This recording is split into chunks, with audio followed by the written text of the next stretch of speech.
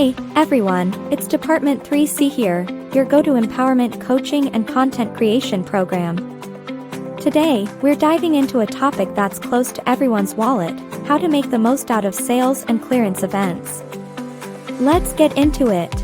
First off, why should you even care about sales and clearance events? Well, they're not just about saving a few bucks. They're opportunities to make smart financial decisions and get more value for your money. Before you even step into a store or browse online, preparation is key.